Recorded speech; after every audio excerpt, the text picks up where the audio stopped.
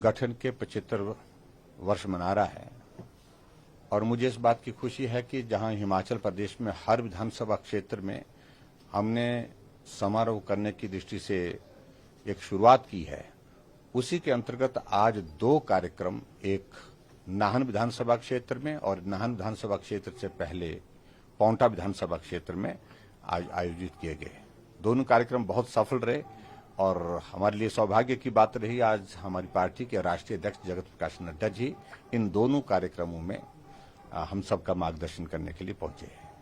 और जिस प्रकार से उन्होंने राष्ट्रीय स्तर पर भारतीय जनता पार्टी आगे बढ़ रही है, जिस प्रकार देश मजबूत हुआ है, जहां देश आजाद भारत के 75 वर्ष मना रहा है और जिसको हमने विशेष तौर से पूरे देश भर में एक बड़े आयोजन के रूप में मनाने का तय किया है और उसके कार्यक्रम पूरे देश भर में हो रहे हैं।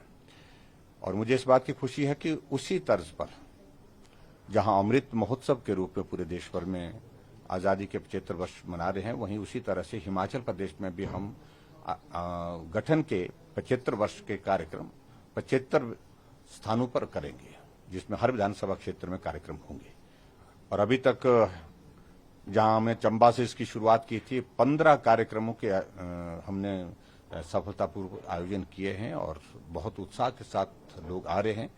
और सबसे बड़ी बात इस कार्यक्रम का हेतु यह है कि जो हमारी जनरेशन, जो नई जनरेशन है, नई पीढ़ी है, हिमाचल प्रदेश की इस यात्रा को समझ सके कि 75 वर्षों में हम कहां से शुरू हुए थे, हम कहां पहुंचे हैं। उस वक्त सड़कों की क्या स्थिति थी, आज सड़कें कितनी हैं। उस वक्त हमारी साक्षरता दर क्या थी, आज हमारी साक्षरता दर कितनी है। उस वक्त हम खाद्यान्न के क्षेत्र में, एग्रीकल्चर के सेक्टर में कहां थे, आज हम कहां हैं। हॉर्टिकल्चर के सेक्टर में किस प्रकार थे, आज हम कहां हैं। और इंफ्रास्ट्रक्चर, चाहे हेल्थ है, चाहे एजुकेशन है, चाहे वो दूसरा है, सारी चीजों को लेकर के एक एक चीज का हमने प्रदर्शनी के माध्यम से पूरा चित्रण किया है। हिमाचल तब और हिमाचल अब, ये इस तरह से इन कार्यक्रमों का आयोजन किए हैं। और मैं समझता हूं कि बहुत सफल कार्यक्रम हमारे हिमाचल प्रदेश में इस तरह के चल रहे हैं और आने वाले समय में फिर से इन कार्यक्रमों को हम पूरा करने के लिए आगे बढ़कर के काम करेंगे और 75 आयोजन बड़े समारोह के रूप में हिमाचल प्रदेश के अलग अलग स्थानों पर किए जाएंगे।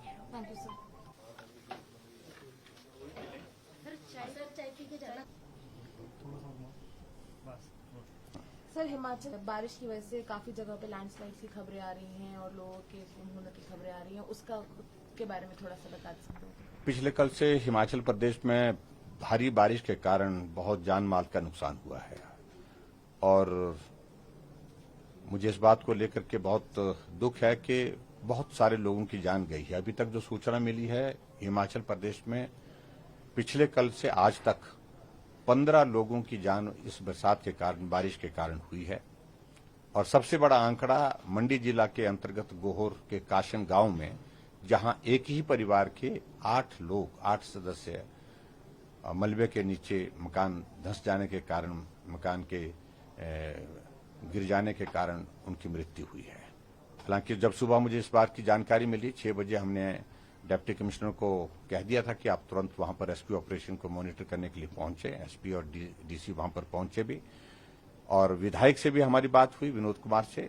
साथ में एनडीआरएफ की टीम को भी तुरंत हमने वहां पर भेज दिया था, लेकिन रास्ता कई जगह बंद था। रास्ता बंद होने के कारण पहुंचने में देर हुई और मुझे इस बात का दुख है कि उन 8 लोग जो उसमें मकान में गिरने के कारण जो है वो उसमें फंसे थे, उनको हम नहीं बचा पाए। और इसी प्रकार से प्रदेश के अन्य क्षेत्रों में भी, कांगड़ा में भी और मंडी के और क्षेत्र में, कुल्लू में और शिमला डिस्ट्रिक्ट में बहुत बड़ा नुकसान हुआ है। खासतौर से सड़कों का नुकसान बहुत ज्यादा हुआ है, सड़कें बहुत डैमेज हुई हैं। हमने डिस्ट्रिक्ट एडमिनिस्ट्रेशन को और हमने पीडब्ल्यू डिपार्टमेंट को कहा कि जल्दी से जल्दी, एक तो जहां रेस्क्यू ऑपरेशन करने की जरूरत है वहां रेस्क्यू ऑपरेशन किया जाए, जहां सड़कों को तुरंत जो है रिस्टोर करने की जरूरत है उस दृष्टि से उसको भी किया जाए, ये भी हमने कहा है। और आज मैं अभी कोशिश कर रहा हूं कि इसके बाद तुरंत जो है थोड़ी देर के लिए वीडियो कॉन्फ्रेंस के माध्यम से सभी डिप्टी कमिश्नर्स के साथ जुड़ करके अपनी बात कहूं। अभी तक जो डेथ का नंबर जो बताया है वो अभी तक 15 हमारे ध्यान में आया है, 8 लोग अभी मिसिंग है और बड़ी संख्या में जो है वो हमारे पशुधन का भी इसमें नुकसान हुआ, ये भी हमको जानकारी मिली है।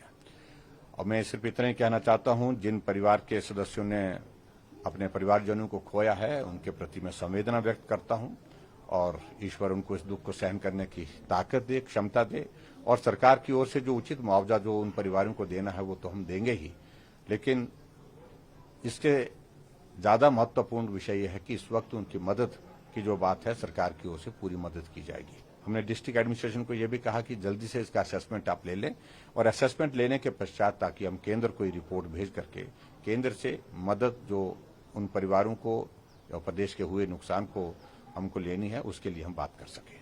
सर, बाकी लोग जो हिमाचल आ रहे हैं अभी घूमने, उनके लिए कोई रिक्वेस्ट या कुछ एडवाइस आपकी? हिमाचल प्रदेश में अभी हमने पिछले कल से जो बारिश की जो प्रेडिक्शन थी मौसम की, तो उस संदर्भ में हमने स्कूल को बंद करने के लिए पहले ही आदेश किए थे। मंडी जिला में है और कुछ और जगह भी किए हैं और डिस्ट्रिक्ट एडमिनिस्ट्रेशन को कहा कि आप निर्णय करें इसमें।